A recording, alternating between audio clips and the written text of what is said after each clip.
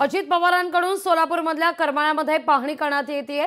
संगोबा गावातील नुकसानीची पाहणी करण्यात आली आहे। दादांकडून सीना नदीवर नवीन पूल बांधण्याचे देखील दादांनी या दौऱ्यादरम्यान आदेश दिलेले आहेत। सीना नदीला महापूर आल्यानं तुटलेला गावांचा संपर्क आणि त्यानंतर मात्र या सगळ्याचा आढावा उपमुख्यमंत्री अजित पवार यांच्याकडून घेण्यात येतोय। अजून तिथं पाणी आहे, त्याच्यावर किती रान वाहून गेलेले, ज्यांची जमीन खरडून गेलेली आहे, नदीच्या कडेला मळीची जमीन असती ती गेलेली असेल तर त्या संदर्भामध्ये देखील आमचा निर्णय झालेला आहे।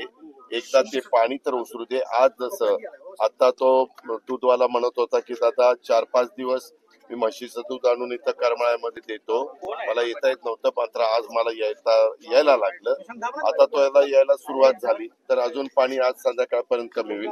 मी शाळेतल्या मुलामुलींच्या करता देखील ती व्यवस्था, जे बार-बीर तुटलेले आहेत आणि तिथं जे काही सगळा बिगाळ अडकलेले ते सगळं काढायला सांगितलेलं आहे। आता तुम्ही म्हणताय तसंच आम्ही आमच्या अधिकाऱ्यांना तशा सूचना दिलेल्या आहेत, ते पंचनामे होतील। लोकप्रतिनिधींनी पण मला त्या गोष्टी सांगितलेल्या आहेत, इतर पण वेगवेगळ्या सहकार्यांनी सांगितलेले आहेत, त्याच्यामध्ये कुणाला वाऱ्यावर सोडलं जाणार नाही। लोकशाही मराठी ऐका, पहा, जागरूक रहा।